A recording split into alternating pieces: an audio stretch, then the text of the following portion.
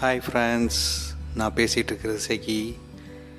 இன்றைக்கி நாம் ஒரு மோட்டிவேஷ்னல் புக்கை பற்றி பார்க்க போகிறோம். என்னடா வாரம் நான் மாதத்துக்கு ஒரு தடவை 2 தடவை ஒரு மோட்டிவேஷ்னல் புக்கை தூக்கிட்டு வந்துடுறேன்னு நினைக்காதீங்க. வாழ்க்கைக்கு மோட்டிவேஷனல் ரொம்ப முக்கியம். கூடிய விரைவில் இன்னொரு நல்ல நாவல் சிறுகதையில் கூடிய விரைவில் வரும். அதுக்கு முன்னாடி இந்த மோட்டிவேஷ்னல் புக்கை பற்றி பார்ப்போம்.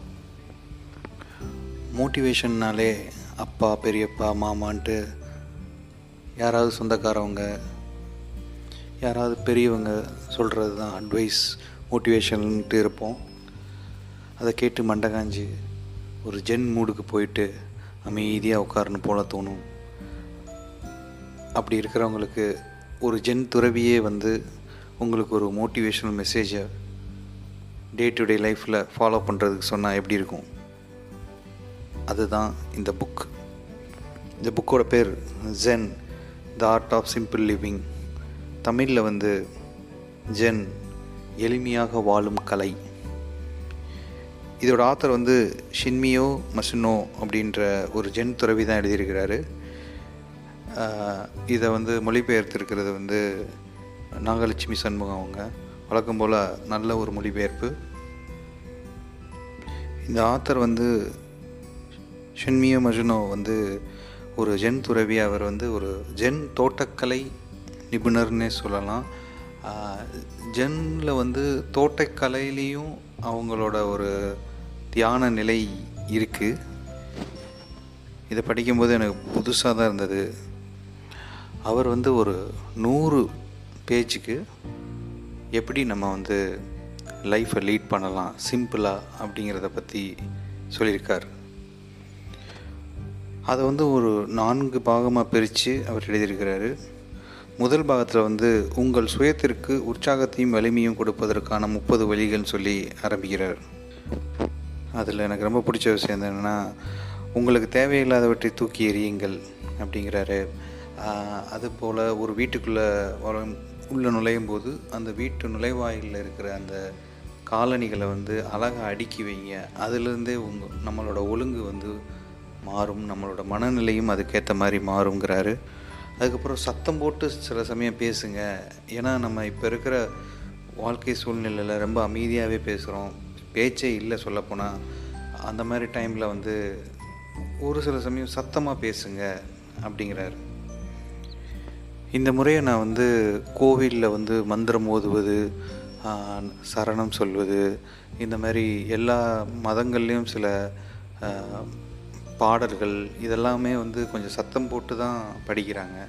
இது ஒரு வகையான மனதிற்கு நல்ல விஷயமாக சொல்லியிருக்கிறார்.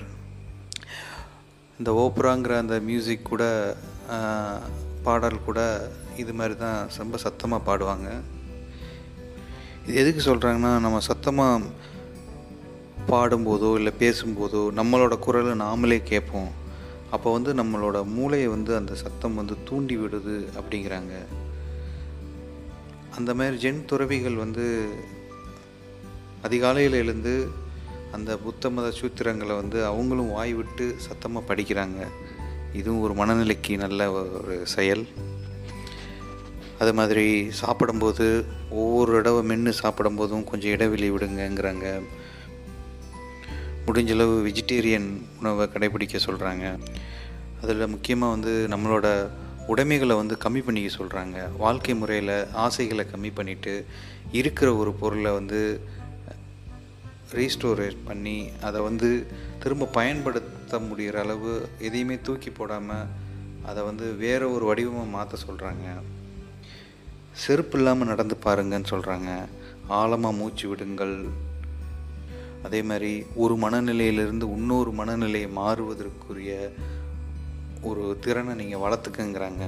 எப்படின்னா, நம்ம இப்போ வீட்டில் இருக்கோம், ஆஃபீஸில் இருக்கோம். ஸோ ஆஃபீஸில் இருக்கிற மனநிலையை வீட்டுக்குள்ளே கொண்டு வரக்கூடாது, வீட்டுக்குள்ளே இருக்கிற மனநிலையை ஆஃபீஸ் கொண்டு போகக்கூடாது.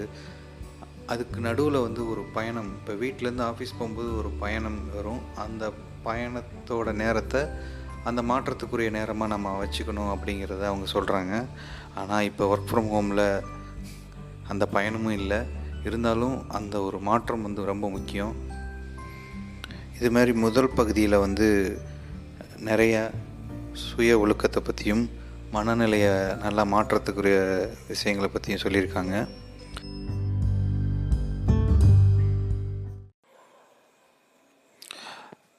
ஸோ சிலர் வந்து காலையில் எழுந்த உடனே அவங்களுடைய ஆன்மீக புத்தகத்தை திறந்து ஏதாவது ஒரு பக்கத்தை படிப்பாங்க. அது மாதிரி உங்களோட ஒரு நாள் வந்து நல்லபடியாக அமையணுன்னா அந்த நாளில் வந்து ஏதாவது ஒரு புதுசாக உங்களோட மனநிலையை பக்குவப்படுத்தவும் உங்கள் வாழ்க்கை முறையை மேம்படுத்தவும் முயற்சி செய்யணும்னு விரும்புனீங்கன்னா இந்த புத்தகத்தை வாங்கி கண்டிப்பாக படிங்க. ஒரு நாளைக்கு ஒரு பேஜ் படிங்க, நல்லாயிருக்கும். அதே மாதிரி இது ஒரு டைரி மாரி வச்சுக்கலாம். எப்படினாலும் உங்களுக்கு மறந்துடும். திரும்ப நீங்கள் ஏதாவது ஒரு பேஜ் திறந்து அன்றைக்குரியதை படிச்சுக்கலாம். ஓகே, நம்ம இன்னொரு நாள் இன்னொரு நல்ல புத்தகத்தோட சந்திப்போம். கண்டிப்பாக இன்னொரு மோட்டிவேஷனல் புக் இல்லாமல் ஒரு நாவலோ இல்லாட்டி சிறுகதையோ பார்ப்போம். இப்போ நான் புதுமை பித்தனோட சிறுகதைகள் படிச்சிட்ருக்கேன். சான்ஸே இல்லை. ஒரு கதையும் ஒரு வித்தியாசமான ஒரு பார்வையில் எழுதியிருக்கிறாரு. நல்லா இருக்கு. இன்னொரு புத்தகத்தில் நம்ம கண்டிப்பாக சந்திப்போம். நன்றி, வணக்கம்.